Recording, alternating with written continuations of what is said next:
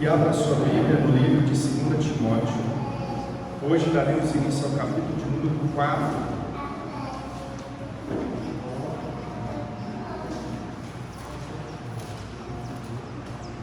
Segunda Timóteo, capítulo de número 4, verso de número 1.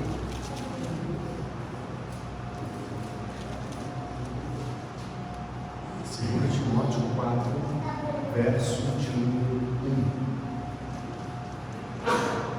O texto diz assim: Conjuro-te perante Deus e Cristo Jesus, que há de julgar vivos e mortos pela sua manifestação e pelo seu reino. Prega a palavra, insta, quer seja oportuno, quer não. Corrija, repreenda, exorta com toda a longanimidade e doutrina, pois haverá tempo em que não suportarão a sã doutrina. Pelo contrário, cercar-se-ão de mestres segundo as suas próprias cobiças, como que sentindo coceira nos ouvidos, e se recusarão a dar ouvidos à verdade, entregando-se às fábulas. Tu, porém, sê sóbrio em todas as coisas, suporta as aflições, faz o trabalho de um evangelista, cumpre cabalmente o teu ministério. Quanto a mim, estou sendo já oferecido por libação, e o tempo da minha partida é chegado. Combati o bom combate, completei a carreira, guardei a fé. Já agora a coroa da justiça me está guardada, a qual o Senhor, reto juiz, me dará naquele dia, e não somente a mim, mas também a todos quantos amam a sua vida. Até os seus olhos. Peça ao Senhor para que Ele possa falar poderosamente com você nessa manhã.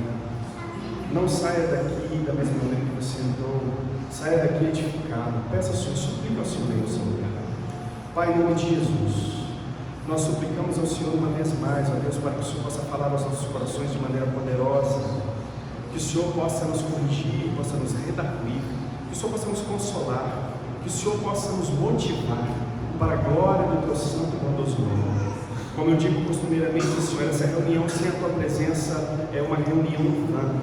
Isso aqui não é um culto, Senhor. Nós nos reunimos para prestar culto ao Senhor e nós cantamos louvores ao teu nome, nós lemos salmos e nós esperamos que o Senhor fale conosco. Portanto, ó Deus, em nome de Jesus, me usa para isso, me dê insights nesse momento. Que o Senhor possa falar ao meu espírito, ó Deus, para que eu possa falar ao teu povo, que eu não seja uma pedra de tropeço, que eu não seja um empecilho, mas que o Senhor possa, Deus, falar através de mim de maneira clara, para a honra e glória do teu santo e bondoso nome. Importa que o Senhor cresça e que todos os homens venham a cair, a diminuir, ó Deus, a sua fama, o seu orgulho. Importa que o teu nome, ó Deus, esteja acima de todos os nomes, para a glória do teu santo e bondoso nome. Portanto, tenha misericórdia de nós essa manhã e fale poderosamente aos nossos corações, em nome de Jesus. Amém. Pode se sentar, meus irmãos. Meus queridos irmãos, do que nós vamos falar hoje, basicamente? Nós vamos falar da fidelidade, do zelo, na qual Paulo instrui Timóteo a ter durante os tempos difíceis. Eu quero lembrar a vocês que o capítulo de número 4 de 2 Timóteo está interligado, obviamente, ao capítulo de número 3. Portanto, os dias são maus, conforme a gente viu na semana passada. Os homens, eles são amantes de si mesmos, os homens, eles são egoístas. E nós vamos ver, em primeiro ponto, essas dificuldades na qual Paulo instrui Timóteo a perseverar. E nós vamos ver também aqui o início do martírio de Paulo, que nós vimos nos versos, os dois últimos versos da exposição que nós fizemos, da leitura que nós fizemos. Meus irmãos, eu não sei se já aconteceu com você, acredito que muitas vezes, você, porventura, já aconselhou alguém que, no fim das contas, não seguiu o seu conselho? Isso acontece muitas vezes. Para aqueles que são cristãos, isso acontece muitas vezes porque nós buscamos aconselhar biblicamente as pessoas que estão ao nosso redor. E quando a gente percebe que a pessoa não ouviu os nossos conselhos, eu não sei vocês, mas eu me frustro muito. A gente se enfia em conflitos, tentando apaziguar esses conflitos, e a gente fala, olha, faça isso, perdoe, ame. Mas a pessoa que está recebendo o conselho não quer nem saber de perdoar, não quer nem saber, quer destruir exatamente tudo, completamente tudo. E isso acontece o tempo inteiro. Isso acontece no meio do casamento. Às vezes você está discutindo com a sua esposa, sei lá, vocês estão conversando a respeito de, na sexta-feira, comer pizza ou hambúrguer. Aí você chega para a sua esposa e diz, não, vamos comer pizza. Pizza é grande, a gente pode guardar para o dia anterior. Aí a sua esposa chega para você e diz, não, mas eu estou com vontade de comer hambúrguer. Mas hambúrguer não dá para o dia anterior, vamos economizar. Então há conflitos ali, às vezes a sua vontade ela não é satisfeita, né? Numa família, por exemplo, isso acontece muito, quem tem filhos aí sabe, você chega para o seu filho e fala, filho, não coloca o dedo na tomada. Aí o filho vai e coloca o dedo na tomada. Os conselhos parecem, existe um ditado popular que diz que se conselho fosse bom, se vendia. E às vezes isso no meu coração soa verdadeiro. Às vezes eu falo, não vou aconselhar ninguém. Ninguém sabe dos conselhos. Eu vou vender conselho agora. Você sabia que tem dia de vender conselho? Hoje o mundo coach vende conselhos. São palestras que são dadas. Eles mostram para você como você ficar rico. Conselhos são vendidos. A torta e a direita. Isso acontece também no trabalho. Às vezes numa reunião empresarial, isso acontece, você dá seu conselho, para onde que a empresa deve seguir agora, como que a gente deve enfrentar a inflação que está nos atingindo. Você dá o seu conselho e às vezes o seu conselho não é observado, às vezes o seu conselho não é aceito. Entre os seus amigos é assim também, isso acontece.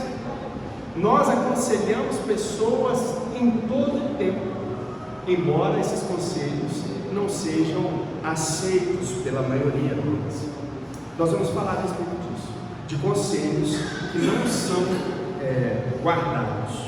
Paulo, no versículo número 1, diz a Timóteo: conjuro-te perante Deus e Cristo Jesus, que há de julgar vivos e mortos, pela sua manifestação e pelo seu reino.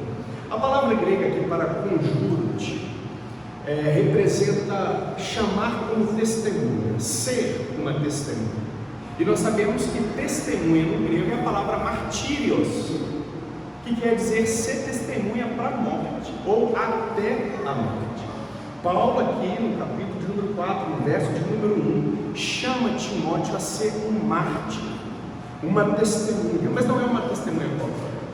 Paulo parece que está apelando aqui a Timóteo nessas últimas palavras dele, quando ele diz: eu conjuro-te perante Deus e Jesus Cristo. Paulo coloca um peso aqui.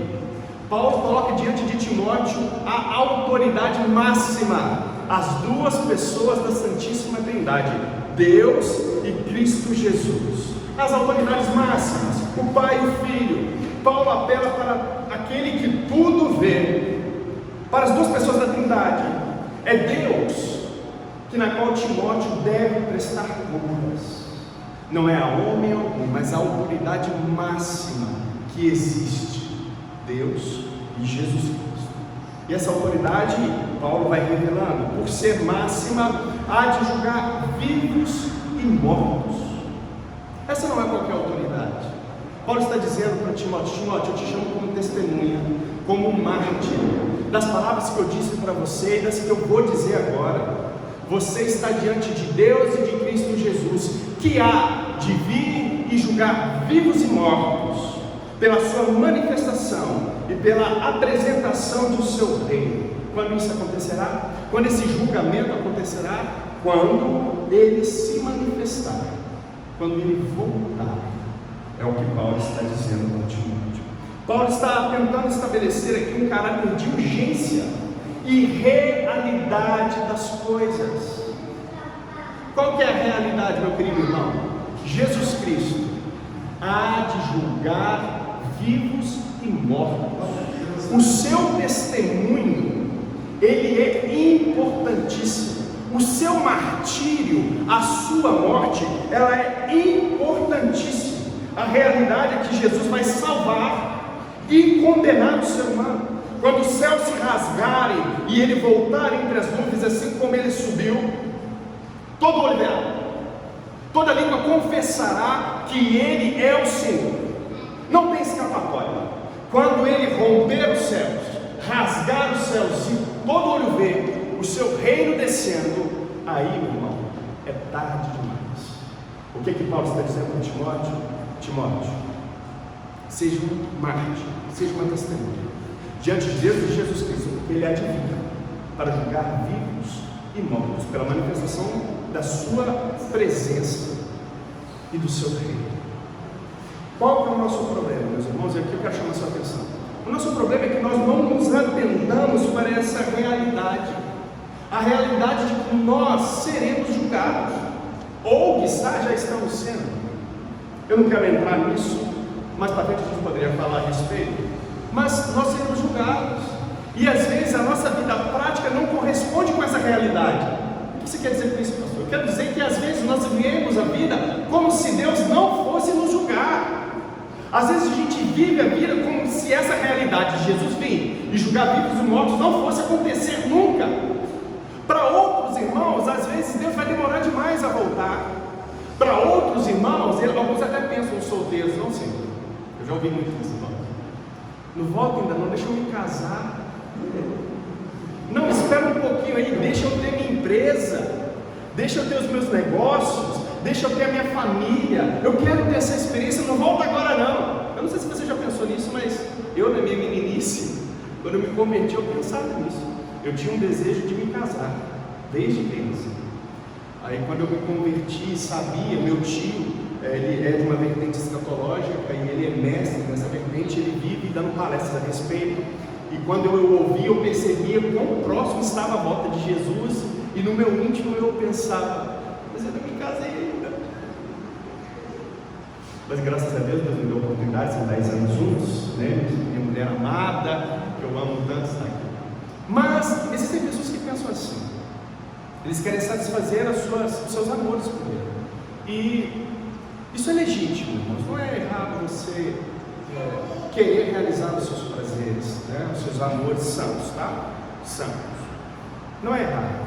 O problema é você desejar impedir o retorno de Jesus por achar que o seu casamento é melhor do que o casamento entre o cordeiro e a noiva dele. Aí está o problema, muito sério. Mas nós somos distraídos o tempo inteiro. Essa realidade na qual a gente passa despercebida, a realidade que Jesus vai vir, que nós devemos ser mártires, essa realidade, ela passa despercebida. E nós somos enganados, costumeiramente. E nós já falamos isso aqui diversas vezes, nós somos enganados pela nossa natureza pecaminosa, a carne. Nós somos enganados pelo sistema mundano que governa, que nos dirige. Ontem nós estamos falando, eu e o Romário, mas o Eliezer, estávamos conversando ali sobre o comércio.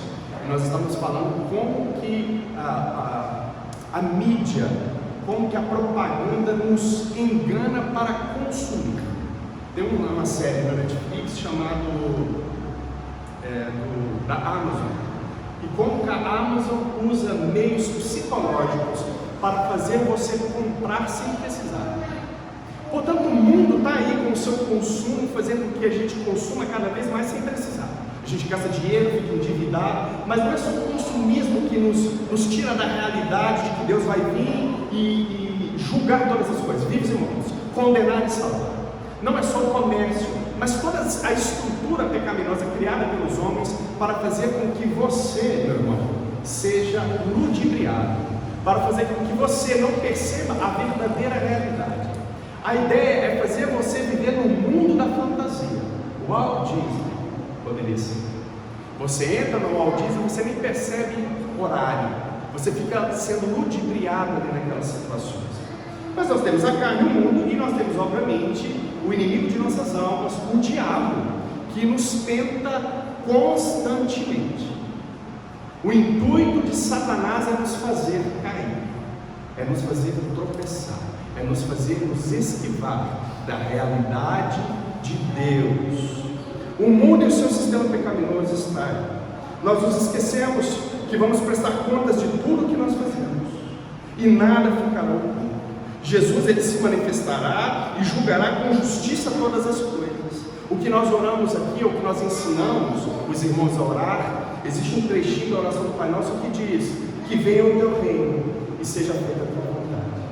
A oração na qual Jesus nos instrui a orar é pedir o seu retorno, não é adiar o seu retorno para satisfazer satisfação dos meus prazeres. Muito ao contrário, é pedir o seu retorno rápido, que venha o seu reino, que seja feita a tua vontade. Esse juiz que há de julgar vivos e mortos, ele não é corrupto. Esse juiz que há de julgar vivos e mortos, ele não aceita suborno, como os nossos juízes por aí. Esse juiz, ele é extremamente justo. Meu querido irmão, o nosso problema é que nós fugimos da realidade, ok? Esse é o nosso problema. Mas nós precisamos resolver esse problema, porque esse problema é um problema de amor. Nós saímos da realidade, da presença de Deus, do mundo de Deus, do cosmos de Deus, e nós caminhamos rumo ao mundo da fantasia por causa dos nossos amores, por causa das nossas feições.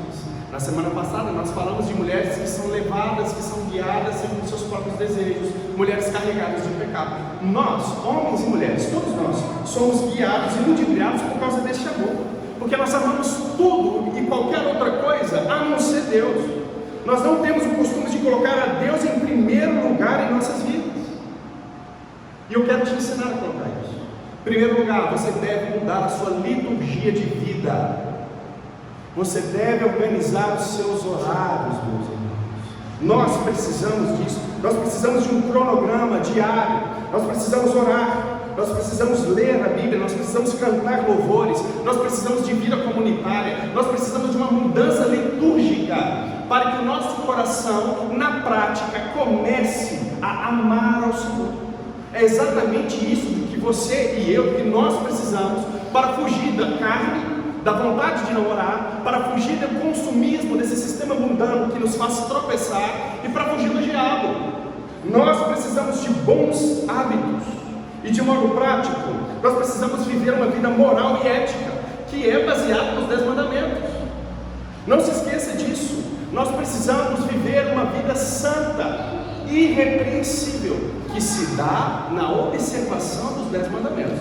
E aqui eu quero recitá-los para vocês. Êxodo 20, quero trazer a lembrança. Êxodo 20, verso 1. Então falou Deus todas essas palavras: Eu sou o Senhor, teu Deus, que te tirei da terra do Egito, da casa da servidão. Não terás outros deuses diante de mim. Não farás para ti imagens de escultura, nem semelhança alguma do que é em cima dos céus, nem embaixo da terra, nem nas águas debaixo da terra. Não as adorarás, nem lhes darás culto, porque eu sou o Senhor, teu Deus, Deus zeloso, que visita a iniquidade dos pais e dos filhos até a 3ª e 4ª geração daqueles que me aborrecem, e faço misericórdia até 1000 gerações daqueles que me amam e guardam os meus mandamentos. Não tomarás o nome do Senhor teu Deus em vão, não, porque o Senhor não terá por inocente o que tomar o seu nome em vão. Lembra-te do dia de sábado para o santificar. 6 dias trabalharás e farás toda a tua obra, mas o 7º dia é o sábado do Senhor teu Deus. Não farás nenhum trabalho, nem tu, nem teu filho, nem tua filha, nem teu servo, nem tua serva, nem o teu animal, nem o forasteiro das tuas portas para dentro.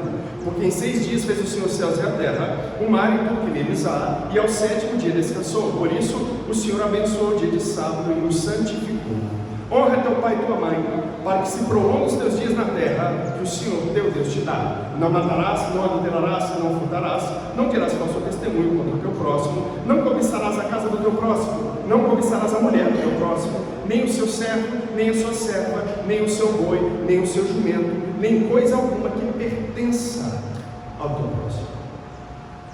Portanto, a realidade na qual nós somos chamados a viver é a realidade de que Deus há de julgar vivos e mortos. João, por que você está repetindo isso tanto? Porque isso tem que entrar no seu coração, meu irmão. Você não pode viver uma vida no mundo da fantasia, como se Deus não estivesse presente, como se Deus não fosse julgar vivos e mortos. Para isso você precisa organizar a sua vida. Por isso você precisa de tempo de devoção.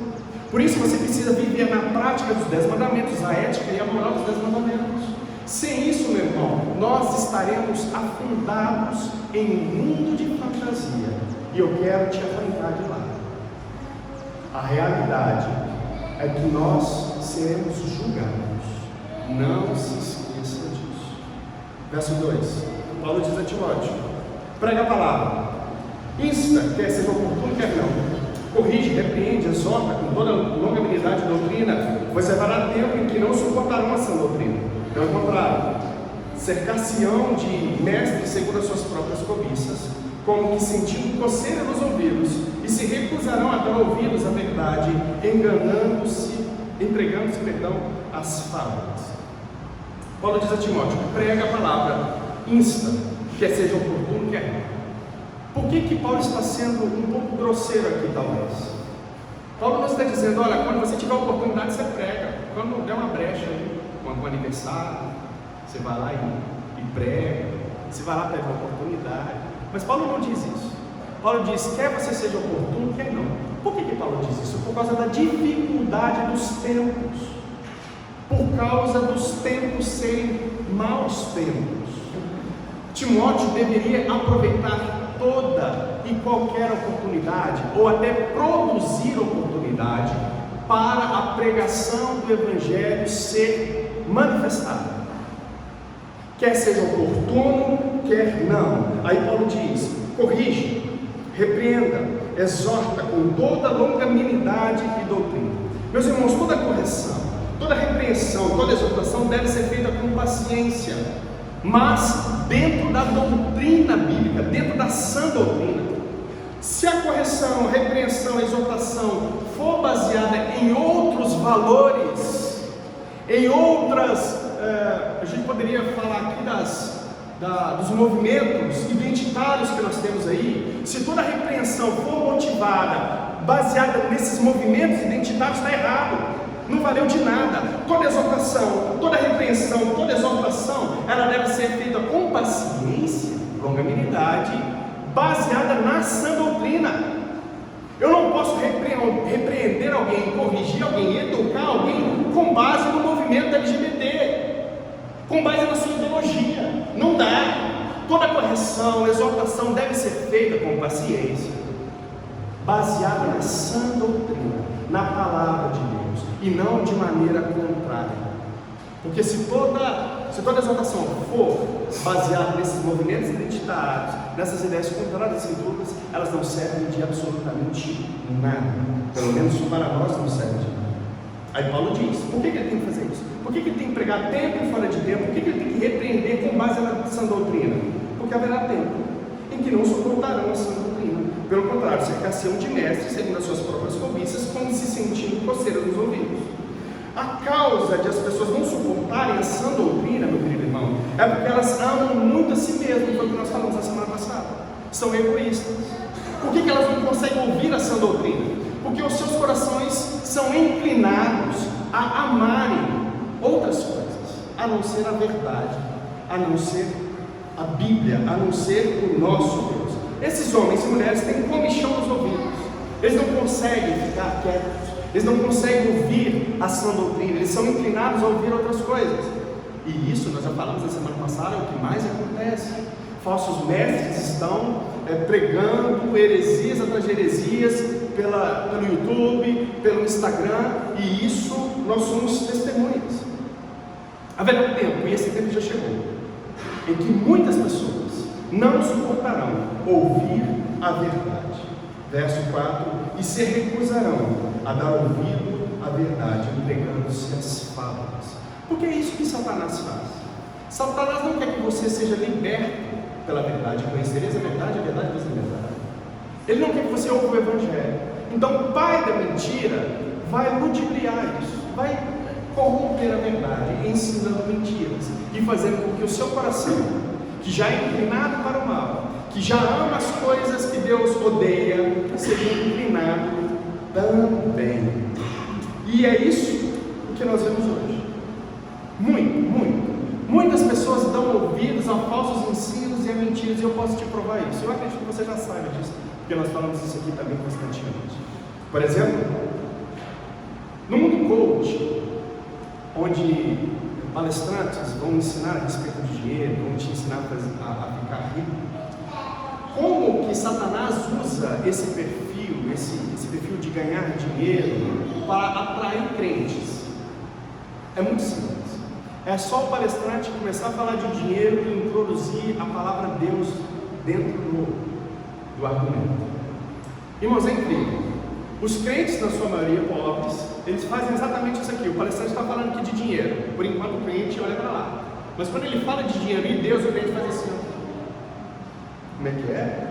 Não, então, Deus nesse negócio aqui. Teologia da prosperidade. Deus nesse negócio aqui. eu então sou cabeça, não sou cauda? Bom, então eu perdi muito tempo, então quer dizer que eu vou ficar rico? Então quer dizer que é isso? O povo de Deus então é um povo rico? É isso? É muito notório ver essa percepção. Você falou de dinheiro e de Deus, os crentes tudo vai lá. Por quê? Porque o coração do crente, infelizmente, é inclinado ao dinheiro. Não só do crente, de todas as pessoas, é claro, mas obviamente que eu estou falando aqui para vocês, não tenha o seu coração inclinado ao amor ao dinheiro, irmão.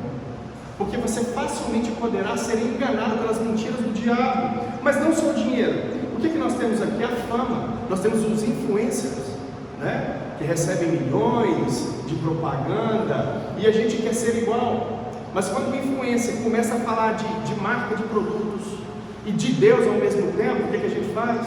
Principalmente as mulheres, porque a influência das mulheres ela é mais alta que a influência dos homens, tá? Então você tem lá uma influência que está fazendo propaganda de um cosmético, né? A mulher obviamente quer se embelezar, então quando ela começa a ouvir a respeito disso e de Deus, o seu olhar, o seu coração é inclinado a isso. Mas não só a fama, ao poder também. Aí nós temos os movimentos políticos. Nós temos, é muito engraçado, porque eu vejo muito, eu leio muitas notícias, muitos jornais. E quando estava na época de política, aparecia o banner, o cartaz assim: presidente fulano de tal quer ganhar o eleitorado evangélico. Aí adivinha o que o político começa a falar? De Deus. Porque ele precisa atrair o público evangélico, ele precisa dos votos dos evangélicos. Aí a vida inteira dele é um fracasso, a vida inteira. Teve um monte de mulheres, tem uma vida completamente desregrada. Aí ele começa a falar de Deus para o povo, para atrair os seus votos. Isso acontece também. Isso tem acontecido agora, escandalize-se você ou não. Sexo também tem atraído. Enquanto a pornografia era algo encoberto, hoje nós temos influencers que trabalham com pornografia, que trabalham com essa vida sexual desregrada, mas começam a falar de Jesus agora. Eu não sei se você tem percebido. Garotas de programa agora estão glamorizando a prostituição. Agora não é mais prostituição não, Zaqueu. Agora é job. Agora é job. Para tirar o peso que tem a palavra prostituição. Agora não é prostituição, mano. Você é profissional, você trabalha o quê? Ah, eu sou do job. E é crente ainda. É crente, meus amigos.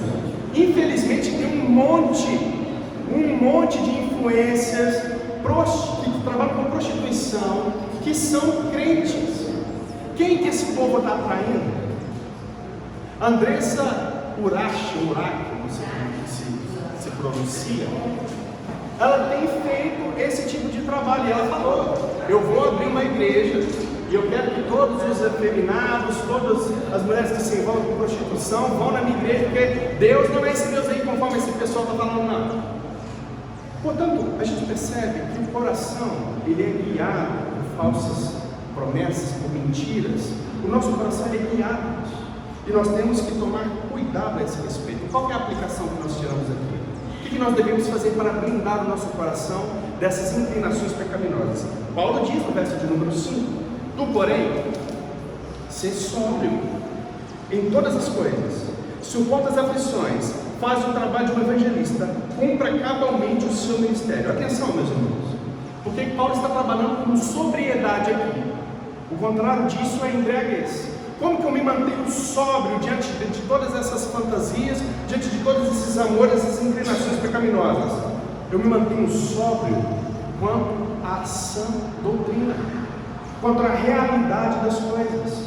Paulo está dizendo: o mundo está assim, as pessoas vão caminhar dessa maneira, mas você, Timóteo, ser sóbrio. A sobriedade vem da sã doutrina. O contrário disso é embriaguez, é mundo da fantasia, meu amigo. O que o mundo vive aí? Mundo da fantasia.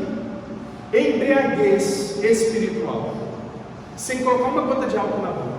Estão embriagados, são levados nesses sentimentalismos. A vida embriagada, portanto, é aquela que é voltada a fábulas, às mentiras.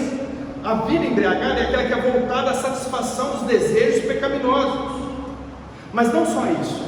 Paulo diz para Timóteo: se mantenha sóbrio, na verdade, não caia nessas conversas, suporta as aflições.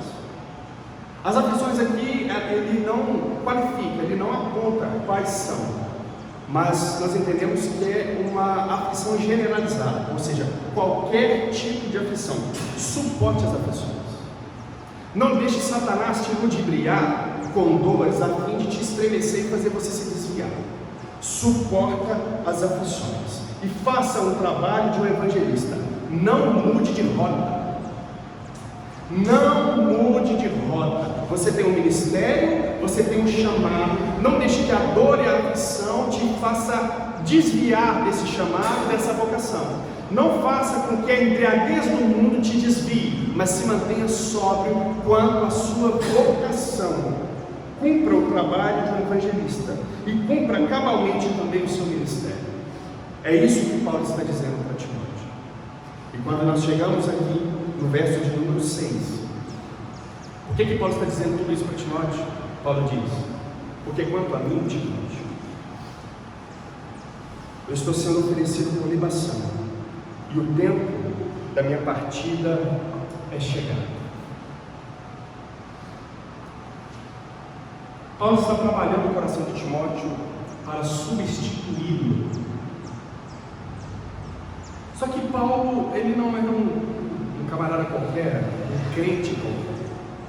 Paulo é extremamente, ou foi extremamente, um homem fantástico, usado por Deus, claro que capacitado por Deus, inclinado por Deus. Ele diz: quanto a mim, estou sendo oferecido por libação. O que é libação, meus irmãos? Conforme a lei de Números, capítulo número 15, verso 1, quando se sacrificava um cordeiro, a libação consistia no derramamento de aproximadamente 3,7 litros de vinho, e com esse vinho ele era derramado gradualmente, era uma oferenda, e era um ato final de toda a cerimônia sacrificial. Portanto, libação é uma oferta de sacrifício. E ele diz: o tempo da minha partida é chegado. Paulo, ele já tinha sido instruído a respeito de sua partida. O profeta Ágabo já havia dito para ele: olha, você vai viajar agora, eles vão te amarrar desse jeito aqui, assim vai acontecer com quem é o dono desse cinto aqui. Então Ágabo faz um gesto, assim Paulo seria preso e possivelmente mais para frente morto.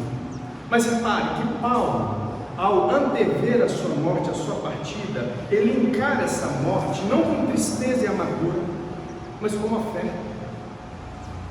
Não é o Império Romano que está matando Paulo, não são os líderes perversos, injustos, que estão prendendo e o oferecendo a morte. Não, ele diz: não, eu estou sendo entregue como uma oferta. O meu sacrifício é de fato uma oferta ao Senhor. Veja o estado de espírito de Paulo, que fora transformado à imagem de seu Senhor Jesus Cristo. É uma imagem extremamente bela. Ele está encarando a morte, mas ele encara essa morte não como uma morte qualquer, mas como um sacrifício ao Senhor. Então no verso 7 ele diz o famoso texto que é recitado mundialmente: combati o bom combate, completei a carreira e guardei a fé. Combati o bom combate porque Paulo exalta a brilhante campanha na qual ele batalhou pelo poder de Deus. Ou seja, esse combate na qual batalhei foi bom. Isso ele exalta. Ele completa a carreira, ou seja, ele olha para trás, para as suas batalhas, e chega à conclusão de que a missão de fato ela fora cumprida. E obviamente a conclusão disso é que ele tinha que guardar a fé, que é o que ele faz. Guardei a fé, a certeza, essa certeza de que Jesus é o Filho de Deus, o autor e consumador dessa fé que hoje preenche todo o seu ser. No verso de número 8, Paulo diz: já agora a coroa da justiça me está guardada, a qual o Senhor, reto juiz, me dará naquele dia, e não somente a mim, mas também a todos quanto amam a sua vida. Já agora a coroa da justiça me está guardada. Essa coroa não está garantida pelos esforços humanos, ela não é garantida pelo seu esforço, pelo meu esforço, pelos nossos esforços. Essa coroa, ela só é garantida por causa do sacrifício de Jesus, o Cristo, nosso Senhor. As obras que na qual são atribuídas a nós são as obras do Cristo. Foi imputado a nós a sua santidade, foi imputado a nós a sua justiça. Nós, obviamente, não conseguiríamos alcançar essa coroa baseada nos nossos próprios esforços, e Paulo sabe muito bem disso, o qual o Senhor, o reto juiz, me dará naquele dia. Paulo sabe de quem vai receber. A realidade que na qual Paulo está expressando aqui é a realidade que Jesus, esse que é de julgar vivos e mortos, há de coroá-lo por todo o esforço que na qual, com a ajuda de Deus, proporcionando ele a realização. E não somente a mim, mas todos quantos amam a sua vinda. Ou seja, a mesma coroa receberá todos aqueles que amam a sua vinda. E amar a vinda de Jesus não é só amar a pessoa de Jesus, mas também toda a sua justiça. Qual é o nosso problema? O nosso problema, como eu disse aqui, é que nós não queremos, ou nós não amamos a volta, o retorno de Jesus. O nosso problema, sabe qual é? Que nós não queremos lutar o bom combate. O nosso problema, meu irmão, deixa eu falar para você, talvez seja o seu problema também, porque às vezes é o meu problema. O meu problema é que às vezes eu não quero lutar. Eu quero uma vida tranquila, eu quero uma casinha, eu quero uma lagoa, eu quero uma cadeira de balanço, eu quero paz. Eu não quero lutar. Vocês estão entendendo, meu irmão? Talvez essa seja a sua realidade, a realidade fantasiosa que na qual você criou para si. Você está construindo um reino para si mesmo. Você não está interessado no reino de Jesus, do Messias que há de vir. Você está interessado em fazer, em construir o seu reino. Mas você sabe o que Deus vai fazer, meu irmão? Se você assim continuar, destruí-lo. Porque não há reino que subsista mediante o retorno e a vida do reino de nosso Senhor. Acontece que se você não batalhar o bom combate, você será destruído por ele. Porque aquele que não ajuda espalha. Simplesmente. Não existe ponto de neutralidade. Ou você labuta o bom combate, ou você será derrotado por ele, por aqueles que labutam, por aqueles que lutam, por aquele que há de vir julgar vivos e mortos, pela sua manifestação e a aparência do seu reino, e a vida do seu reino. Esse é o nosso problema. Nós não queremos lutar, nós não queremos nos sacrificar. Paulo está dizendo aqui: eu estou sendo oferecido como um sacrifício, como por libação. Eu sou como um vinho que é jogado para lavar ali o local do sacrifício. Eu sou um sacrifício. Só que nós não queremos nos sacrificar, nós não queremos sofrer, nós não queremos dores, nós queremos a realização dos nossos desejos. Então cabe uma pergunta aqui, que talvez você tenha que fazer para você mesmo: será que você morreu mesmo? Será que você de fato nasceu de novo mesmo? Ou será que a vida aqui na qual você tem vivido demonstra completamente o contrário desse novo nascimento? Ou será que você é daqueles que não quer pegar a sua cruz e seguir a Jesus rumo à morte? Ou talvez você seja aquele que não quer negar as suas paixões e os seus amores? Quem sabe você é uma dessas pessoas. Eu confesso aos irmãos que muitas das vezes eu não quero batalhar. Muitas das vezes eu não quero me sacrificar. E muitas das vezes eu não quero doar a outra face. E muitas das vezes eu não quero perdoar. Mas, meu irmão, essa não é a atitude de um bom soldado de Jesus Cristo. A fé que nós guardamos e a fé que talvez você guarde pode não ser a fé verdadeira. Porque essa fé que não te faz entrar para a batalha é uma fé falsa. É uma fé de falsos mestres. É uma fé de ponto de neutralidade que não existe. Eu quero chamar a sua atenção, então, finalizando. Você precisa entrar na batalha. Você precisa lutar um bom combate.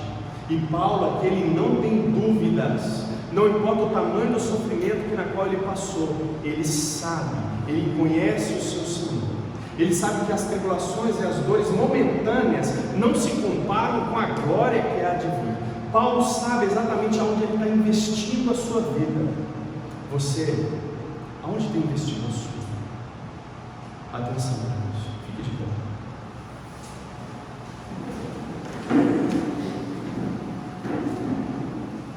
Eu gostaria que nesse momento, juntamente comigo, você orasse a esse respeito ao Senhor.